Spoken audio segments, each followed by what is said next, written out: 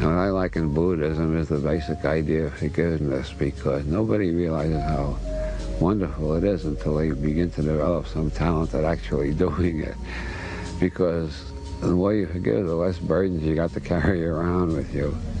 When you reach the point where you can forgive everybody, you're almost entirely free of burdens. What's important to me at this point in my life? Making really sure that I have forgiven anybody who's ever hurt me or seemed to be an enemy.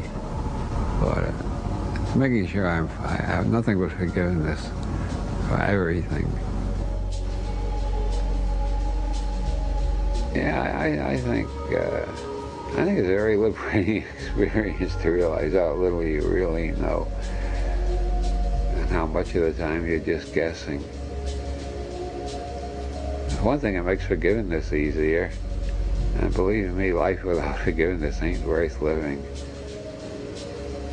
Also, it keeps you from acting like too much of a damn fool if you're not really sure. People who are really sure all act like damn fools at least half of the time. Maybe more than that. I haven't really studied the matter that closely. I'll have to think some more about that. How often does being sure about everything make you act like a damn fool? Probably about 90% of the time, and that's what's wrong with the planet. I am now going to commit a federal crime. You want to see a federal crime committed? Yes. This is a pain pill provided by the Women's Alliance for Medical Marijuana. Keeps my legs from hurting me too much.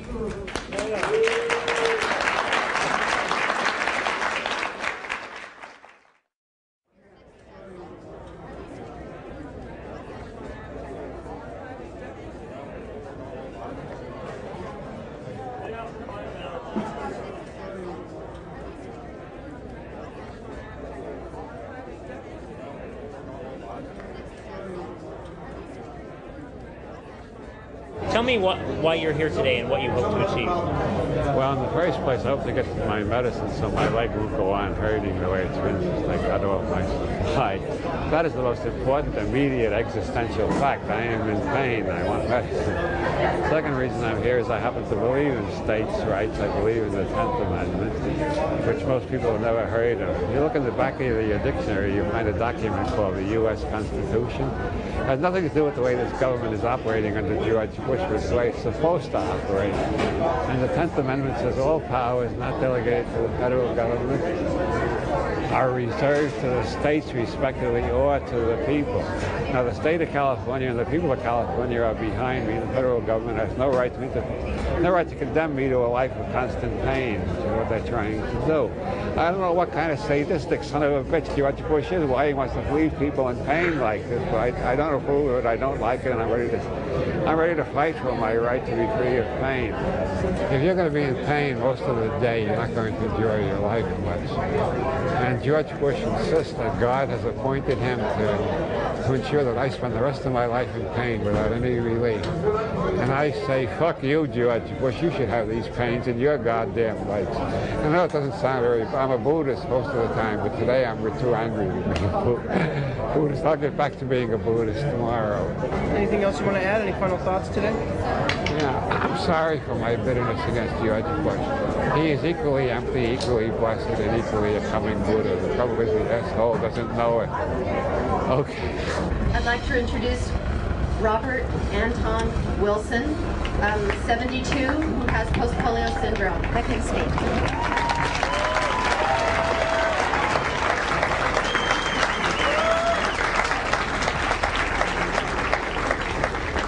I am indeed Robert Anton Wilson, and I do indeed have post-polio syndrome, but I am not 72, I am only 70. And I will go get my medicine after saying I like that sign. I will pick up my medicine after saying I like it. Of all the signs out there, the one I like best is the one telling the government to read the 10th Amendment. The 10th Amendment says that all powers not delegated to the federal government are reserved to the states respectively or to the people. Nowhere does it say that a goddamn czar will be in charge of my medical care and interfere between me and my doctor. Anybody in Philadelphia in the 18th century who suggested putting something like that in the Constitution would have been considered a raving lunatic. This Constitution was not created to establish a czarist tyranny. It was established to create a free society.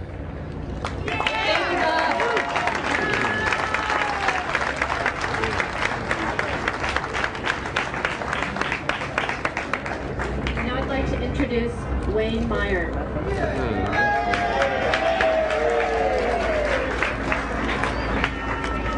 My name's Wayne Meyer. I've been HIV positive for 18 years, and I've had AIDS for 8 years. I think my writing comes out of anger and optimism. Anger at the stupid, maniacal, or corrupt crowd that's running the world at present, and optimistic about the opportunities that are so real. This, as I say, is the result of my outrage, my horror, my grief, and my anger at the way the world has been going lately, and my continued optimism that maybe enough people can wake up on time to change the direction we're going in. So I got both optimism and anger, which I think is a good mixture. It keeps me busy anyway. I have a lot of hope. I may be the last optimist left on the planet for all I know. But at the same time, I see really terrible problems and injustices and violence all over the place. I just think we're heading for a point at which that will no longer be viable. Somehow we're going to have to find a more decent form of society if we're going to survive at all. You can only write about what has impinged upon your nervous system strongly enough to leave a powerful imprint. And when I was 12 years old, they opened the Nazi annihilation camps.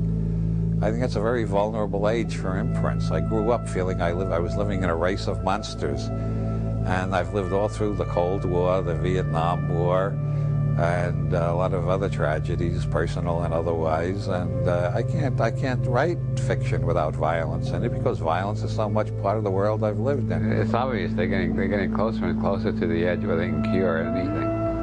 Meanwhile, the world is moving closer and closer to the edge where they can kill us all. It's very interesting. Science is going in one direction and the politics is going in the other. I'm still an optimist. I think eventually people give up doing stupid things. It's like walking into a wall over and over. Eventually you start looking for the door and you do something intelligent. The human race has to do something intelligent in the next 10 to 20 years, and it just can't go on screwing up everything. We're living among infinite possibilities, and the prevalent philosophies of postmodernist pessimism that come out of the universities are really a major tragedy. The opportunities for progress and change of a positive nature are absolutely tremendous. Anybody who tells you that we're running out of resources, we're in a terrible mess, they're idiots. We can't run out of resources. Resources exist when the human mind sees how to use something. To say we're running out of resources is like saying we're running out of brain cells. I don't know why so many people spend so much time in a pessimistic reality tunnel. It's a miserable place to live. But some people feel if they leave it, they feel guilty. If you're not in a pessimistic tunnel, you're not responsible.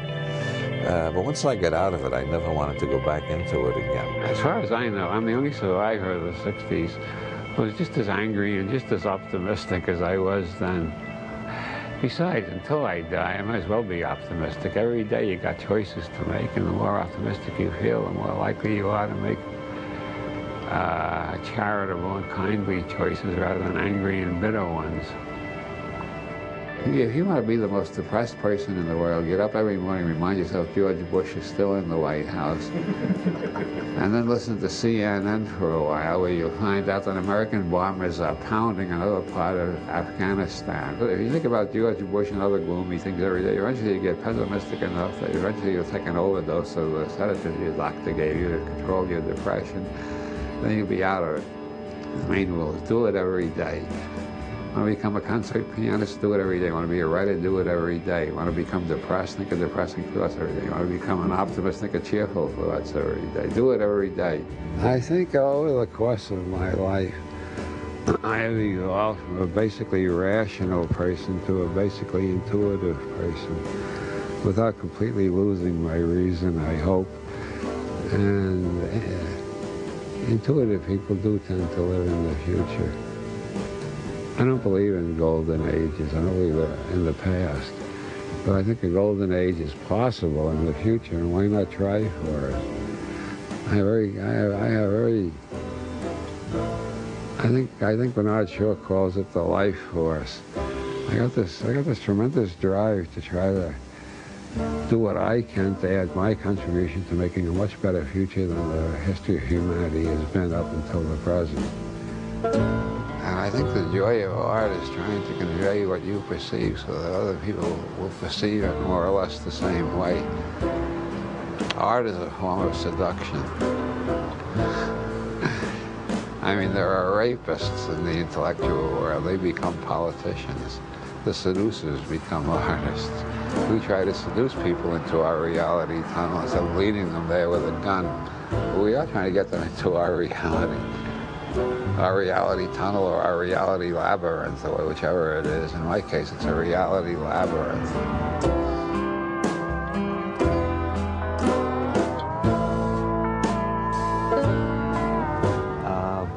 Bob is a wise man, and that's the way he is in person, and that's the way he is in his writings, and that's the way he is on stage. At events where Bob was a speaker, and I've just seen people come up to him and be grateful to him for having awakened them. I think he has served the purpose of being an alarm clock for people's psyches, and they appreciate that because the whole culture seems to be aimed at lulling them to sleep.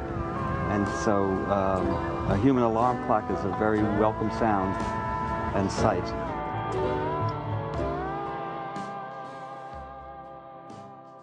When I call the universe infinite, I do not assume it is infinite in space-time, but it has infinite aspects, which means that anybody who looks at it will see something different than anybody else who looks at it. If you come back a day later and look at it again, it will still be different.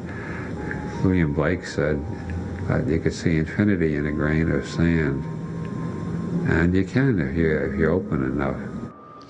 Everything that gets into your brain affects your reality tunnel, your worldview, or your belief system, which I abbreviate BS. The three major things I've been trying to teach in all of my books is never believe fully in anybody else's BS. I don't care if it's Roger Nish, the Pope, L. Ron Hubbard, George Bush, or I don't care who it is. Don't swallow all their belief system totally. Don't accept all of their bullshit. All their BS. The second rule is like unto the first. Don't believe totally in your own BS, which means that, as Bucky Fuller said, the universe consists of non-simultaneously apprehended events. We're using an is, unfortunately. Universe is non-simultaneously apprehended. What? Non-simultaneously. Universe is non-simultaneously apprehended. What? The universe consists of non-simultaneously apprehended events, which means any belief system or reality tunnel you've got right now is going to have to be revised and updated as you continue to apprehend new events later in time, not simultaneously. You can't apprehend, you can't comprehend, you can't perceive, you can't understand the whole universe at once. That requires some thought and some repetition. Universe is non-simultaneously apprehended. As we go through our lives, minute by minute, second by second, day by day, we're never perceiving the same universe that we perceived before. If we are, it's because we stopped paying attention. That's why you get bored, you're not paying attention. We can't apprehend the whole universe right now, the past, present, and future, and all space-time. Hell, it takes 9 years for signals to get here from Sirius even. Think how long it would take to get here from the other end from the furthest galaxy. So, you know, in terms of general relativity, it's not the same time everywhere, so the universe is non-simultaneously apprehended. But that means our knowledge at any particular time is knowledge of part of the universe. Tomorrow we'll know more, maybe not much more, maybe a lot more, who knows. I might turn on CNN tomorrow morning and find the greatest scientific discovery of the last 5 million years has just been announced. Now, who knows? And then again, it may take 20 years for the breakthrough of that magnitude, but scenario universe is non-simultaneously apprehended, which is why we need maybe logic. our maps of the universe, our ideas should be changing all the time, too. People who claim, I've got the truth,